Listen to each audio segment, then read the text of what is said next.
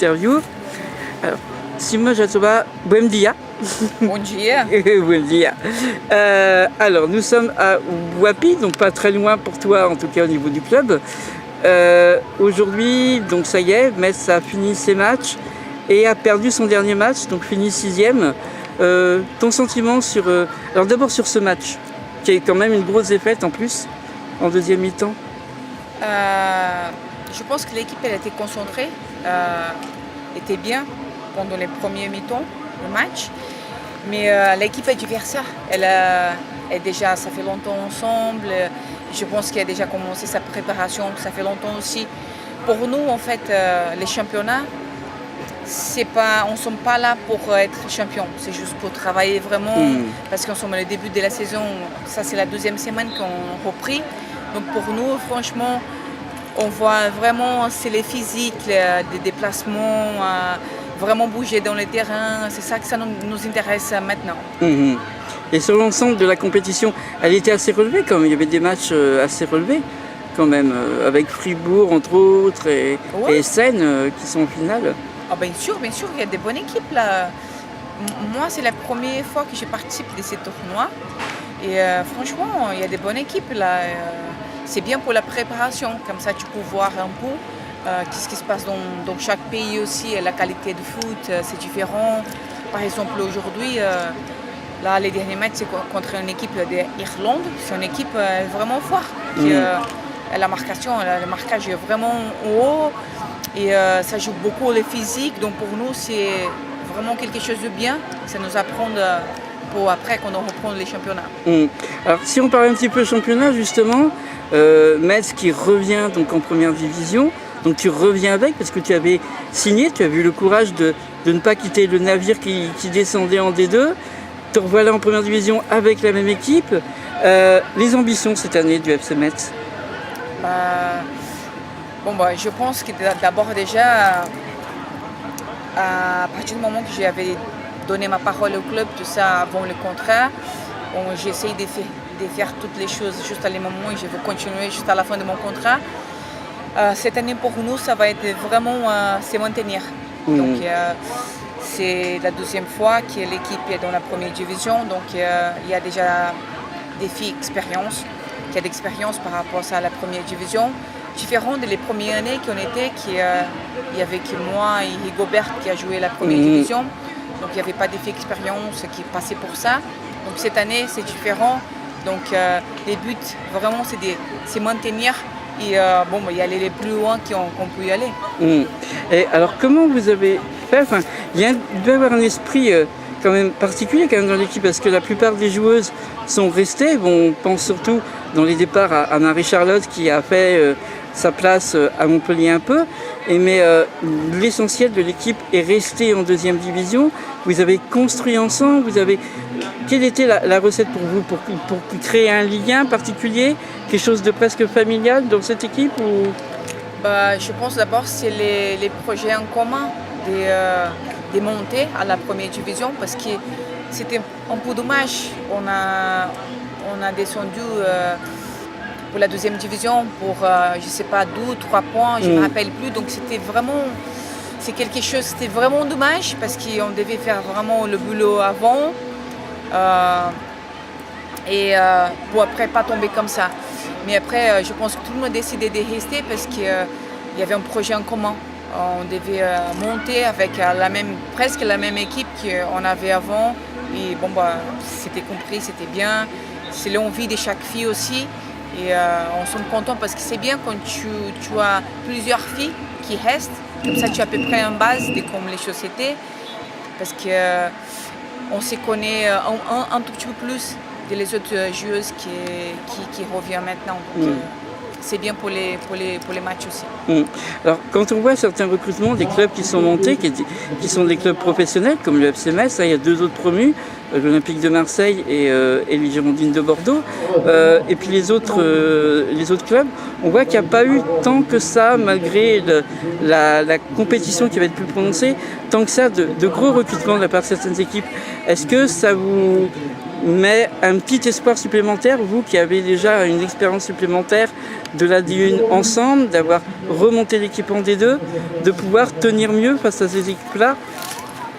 Là, je pense pas comme ça. Je pense qu'on va avoir des équipes comme nous, par exemple, on n'avait pas des grosses, pas beaucoup de recrutements parce qu'on a gardé aussi un peu la base. Je pense que les mêmes choses pour les autres équipes qui ont monté les mêmes choses. C'est important aussi de garder parce que tu peux avoir aussi les rythmes des jeux, les filles qui se connaissent, qui jouer dans les terrains, même pas sans savoir, mais on sait qu'elle est là déjà. Donc je pense que tous les matchs, ça va être vraiment compliqué. On ne peut pas compter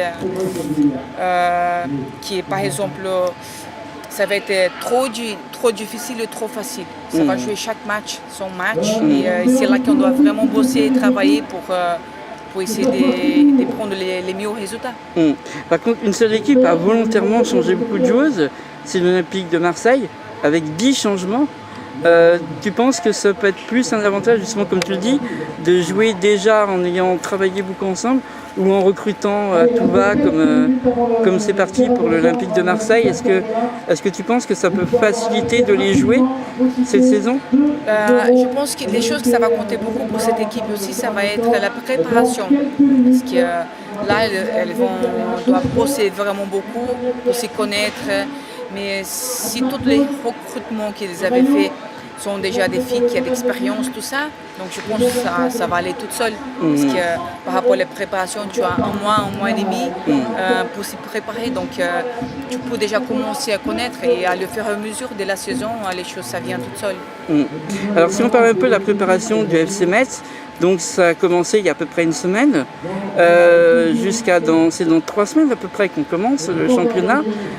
Quels sont les principaux objectifs de la préparation, sans dévoiler les secrets bien sûr de comment va se préparer un peu le FC Metz? On a commencé la semaine dernière, donc là c'est la 2e semaine. Demain on part en stage. Je pense que pour nous, ça va être la préparation physique, de se connaître mieux aussi chaque fois, de corriger les erreurs qu'on a eues l'année dernière et qu'on a encore. Donc tout ça, ça va servir vraiment pour qu'on puisse rentrer dans les championnats plus prête, plus attentif par rapport à plusieurs des choses. Comme les autres équipes, et on va bosser et après on va voir dans les terrains. D'accord. Alors pour finir, on va changer totalement de sujet, on va changer de lieu, on va se transporter dans ton pays, au Brésil, avec actuellement les Jeux Olympiques et le Brésil en demi-finale, qui a obtenu sa qualification au tir au but, celle-ci, c'était très serré. Tu vois gagner le Brésil, ces Jeux Olympiques. Surtout les États-Unis ont été sortis, c'est le gros choc. C'est vrai, c'est vrai. Mais c'est ça qu'on a parlé même avant. Chaque match, ça joue sa vie. Donc on ne peut pas penser, par exemple, là, on va prendre demain les États-Unis et c'est eux qui vont gagner. C'est pas comme ça.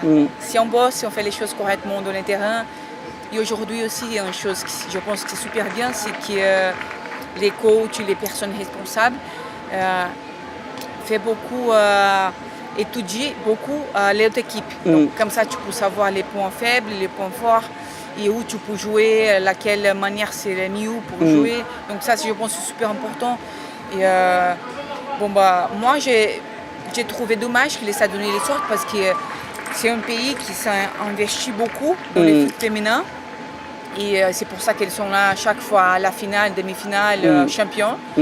Mais aussi, je suis contente pour la Suède parce qu'elles avaient bien travaillé, bien bossé. Et c'était quelque chose d'extraordinaire. Donc c'est pour ça qu'elle mérite aussi d'aller à la demi-finale. Et pour le Brésil, je pense que le match était un peu difficile. Mais l'équipe, elle a réussi vraiment à son but de gagner, même en penalty.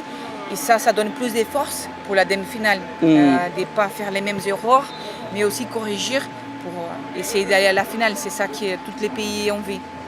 Et tu vois une finale, qui contre qui et qui gagnerait pour toi? Moi, je vois la finale comme ça. Je ne sais pas parce que tout ça peut passer dans les terrains. Mais je vois la finale Brésil-Allemagne.